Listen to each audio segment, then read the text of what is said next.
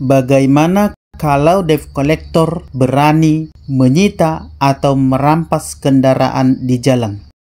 Ini pertanyaan yang sering muncul di kolom komentar video-video saya yang membahas tentang hukum dan peraturan mengenai pembiayaan mobil atau motor yang kredit atau pinjamannya macet dengan gadai BPKB. Pertanyaannya adalah, bagaimana kalau debt collector masih berani menyita mobil atau motor di jalan? Jawabannya tentu saja hal ini bisa masuk ke pasal atau ke ranah pidana perampokan atau perampasan dan bisa dilaporkan sampai di proses hukum. Jadi hal ini bisa dilaporkan pasal 365 sesuai dengan peraturan dan perundang-undangan yang berlaku di negara ini. Tapi yang jelas itu adalah perampasan. Itu merupakan perampokan dengan alasan apapun, hal seperti itu tidak dibenarkan. Karena untuk menjalankan penyitaan atau eksekusi barang jaminan fidusia itu sudah diatur dan debt collector tidak berhak dengan alasan apapun untuk melakukan hal tersebut. Lah, tapi kan sudah ada fidusianya.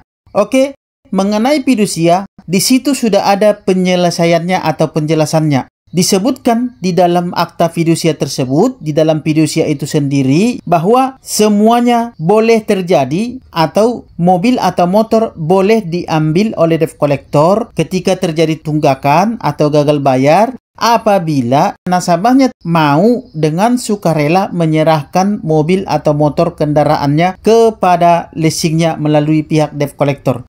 Jika tidak, maka debt collector tidak berhak melakukan pemaksaan, intimidasi, atau interogasi untuk mengambil mobil atau motor tersebut. Karena itu sudah melanggar HAM, di mana di HAM itu disebutkan bahwa penarikan unit kendaraan secara sepihak itu tidak sesuai dengan aturan dan peraturan yang berlaku di negara ini berdasarkan hak asasi manusia. Jadi, kedua pihak tersebut harus sepakat untuk menyerahkan unit kepada debt collectornya. Jika nasabahnya tidak setuju, maka tidak bisa diproses atau diambil oleh debt collectornya. Dan debt collectornya jika memaksa bisa dilaporkan sebagai tindakan melakukan perampasan atau pencurian. Untuk lebih jelasnya lagi, mari kita belajar kepada pengalaman atau kejadian sekitar 2 hari yang lalu, di mana ada seorang wanita yang berumur 31 tahun dicegat atau dikeroyok oleh para debt collector dengan tujuan untuk mengambil mobil si nasabah tersebut karena dikatakan nasabah tersebut menunggak angsuran. Nah, berkaca dari kasus wanita di Pekanbaru, ini kejadiannya di Pekanbaru. Berkaca dari kasus wanita di Pekanbaru, ini menjadi satu pertanyaan. Bolehkah debt collector menyita paksa barang debitur? Kalau penagih hutang seringkali menyita barang debitur secara paksa, tentu ini tidak boleh dan tidak dibenarkan di mata hukum. Walaupun hal ini beberapa kali terjadi, namun hal ini sebenarnya tidak boleh terjadi. Dan kalau dilaporkan ke polisi, polisinya harus tindak tegas pelaku perampasan atau pencurian. Karena ini dikategorikan kepada perampasan atau pencurian.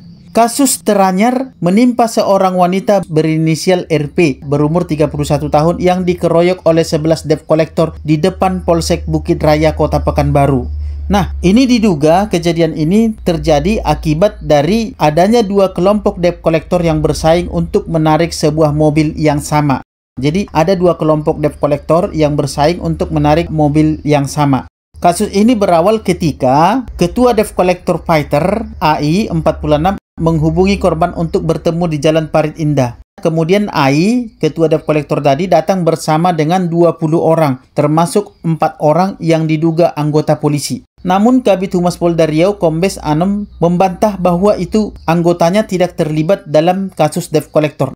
Nah, ini yang selalu saya katakan di video-video saya sebelumnya, bahwa polisi itu sebenarnya tidak boleh ikut campur dalam hal penarikan unit kendaraan mobil atau motor. Kalau ketahuan, silahkan dilaporkan langsung ke atasannya dan mereka akan diproses bila perlu dicopot atau bila perlu dipecat. Jadi, kalau ada dari teman-teman, Bapak, Ibu, Saudara-saudara sekalian yang melihat atau didatangi oleh polisi, oleh debt collector yang dikawal oleh polisi dengan tujuan untuk menyita mobil atau motor Anda, silahkan langsung laporkan atau bila perlu viralkan. Rekam, lalu kemudian kirim ke sini supaya saya viralkan. Jadi sebenarnya mengenai debt collector ini debt collector ini tidak memiliki kewenangan untuk menyita barang debitur. Yang berwenang menyita itu hanyalah pengadilan. Jadi jika debt collector memaksa menyita barang debitur, tindakan tersebut bisa dipidanakan. Karena itu merupakan perampasan paksa termasuk ke dalam tindak pidana melawan hukum. Jadi yang berhak menyita barang itu hanyalah pihak pengadilan melalui proses perkara atau melalui sidang pengadilan. Jika debt collector memaksa, itu sudah merupakan perampasan barang. Bahkan bisa disebut sebagai pencurian dengan kekerasan atau perampokan yang dilakukan oleh debt collector. Dan debt collectornya dapat dilaporkan ke polisi. Sebab hanya pihak kepolisian yang bisa menyidik kasus pidana seperti ini. Jadi hukuman debt collector yang melakukan penyitaan secara paksa bisa dikenakan pasal berlapis, yakni pasal 368 Kitab Undang-Undang Hukum Pidana KUHP tentang perampasan dan pasal 365 KUHP tentang pencurian dengan kekerasan dan pasal 378 KUHP tentang penipuan. Ancaman hukuman itu mulai dari 12 tahun kurungan penjara hingga hukuman mati. Berat memang bagi para debt collector yang melakukan ini. Nah, kalau ada terindikasi, Anda bisa laporkan langsung.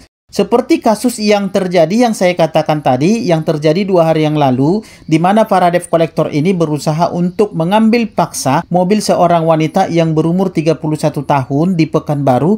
Mereka diancam 7 tahun penjara. Dan itu memang harus seperti itu. Karena memang mereka telah melakukan pelanggaran. Terlebih mereka berani melakukan hal tersebut di depan kantor polisi. Kepala polisinya dicopot langsung dari jabatannya karena mereka tidak melakukan pembelaan terhadap wanita tersebut ataupun pengamanan. Tindak kejahatan yang dilakukan oleh para pelaku ini bisa dihukum maksimal 12 tahun jika dilakukan pada malam hari oleh 2 orang atau lebih dan mengakibatkan luka berat. Akan tetapi hukuman tersebut bisa menjadi lebih berat lagi, yaitu 15 tahun kurungan penjara apabila debt collector melakukan tindak kekerasan yang menyebabkan orang meninggal. Contoh nih, mereka mau menyita suatu barang mobil atau motor dan pada saat melakukan penyitaan mobil atau barang ini secara paksa, mereka melakukan penganiayaan dan yang dianiaya mereka ini meninggal. Ini mereka bisa terkena hukuman penjara seumur hidup. Pelaku bisa dihukum mati atau penjara seumur hidup jika melakukan kekerasan dan menyebabkan kematian kepada si pemilik kendaraan. Bagi Bapak Ibu Saudara-saudara sekalian, ketika Anda menunggak, angsuran Anda menunggak, kredit mobil atau motornya menunggak, maka tidak serta-merta mobil atau motor tersebut harus Anda serahkan ke leasingnya lewat debt collector. Apabila debt collector datang untuk menarik mobil atau motor Anda jangan serahkan. Kecuali memang Anda sudah berniat atau sudah rela untuk memberikannya tanpa intimidasi dari pihak debt collectornya. Jika Anda tidak setuju dan Anda tidak mau, maka debt collector tidak berhak untuk melakukan itu. Jika mereka tetap memaksa, maka debt collectornya bisa dilaporkan. Karena memang debt collector tidak berhak menarik atau menyita atau mengambil barang objek jaminan fidusia. Karena jaminan fidusia ini adalah barang yang diatur secara hukum yang berlaku di negara ini. Dan tentu saja untuk menentukan apakah barang, mobil atau motor ini, objek fidusia ini sudah bisa diambil atau disita oleh pihak leasingnya atau belum, itu yang menentukan adalah pihak pengadilan. Karena ini dibuat, diikat dalam hukum, maka keputusannya juga harus disahkan secara hukum. Bukan secara kepremanan seperti yang sering dilakukan oleh para debt collector selama ini. Jadi hukum kita ini harus berdaulat dan harus ditegakkan.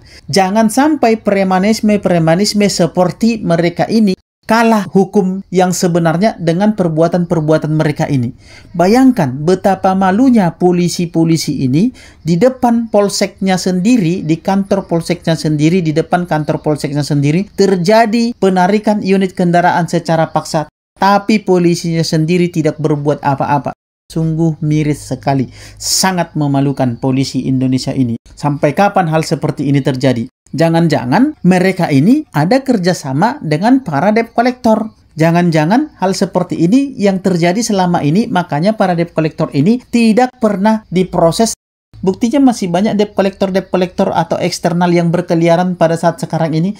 Dan ketika dilaporkan ke polisi, polisinya seolah-olah tidak bergerak. malah polisinya menjawab dengan jawaban-jawaban yang nyeleneh. Kadang polisinya mengatakan, ya bayarlah hutangmu. Atau kadang polisinya mengatakan, ya serahkanlah unitnya ke sini supaya kami jaga. Ternyata setelah diserahkan unitnya, banyak dari nasabah yang mengaku untuk mengambil unitnya kembali dari polsek tersebut atau dari kantor polisi tersebut, nasabahnya harus membayar hutangnya, termasuk penitipannya juga di polsek tersebut. Sungguh miris sekali hukum di negara ini. Jadi bagi Bapak Ibu, saudara-saudara sekalian, ketika Anda menunggak, ingat, debt collector tidak punya hak apapun untuk melakukan penarikan unit terhadap mobil atau motor Anda. Jika mereka memaksa, silakan laporkan kepada pihak yang berwajib seperti polisi. Jika polisinya tidak mau memproses, maka silakan laporkan polisinya ke Propam. Jika Propamnya tidak juga mau memproses, maka silakan rekaman yang Anda rekam tadi kirim ke saya atau kirim ke media sosial lainnya supaya kita viralkan bersama-sama. Karena di negara ini kan memang begitu. Harus viral dulu baru diproses. Jadi satu-satunya cara bagi Anda adalah rekam videonya, kemudian simpan. Jika tidak diproses laporan Anda, maka kita akan viralkan. Sekalian juga polisinya Anda rekam, supaya kita viralkan. Oke, semoga bermanfaat Bapak Ibu saudara-saudara sekalian. Jadi intinya debt collector itu tidak ada hak, tidak ada wewenang, dan tidak boleh menarik unit kendaraan yang sedang menunggak. Karena yang berhak melakukan itu sesuai hukum dan peraturan yang berlaku di negara ini hanyalah pihak pengadilan melalui putusan pengadilan. Dan debt collector hanya berhak untuk menagih angsuran, bukan untuk menarik unit yang sedang menunggak. Oke, semoga bermanfaat. Sampai ketemu di sesi-sesi berikutnya. Dan akhir kata saya ucapkan salam sahabat.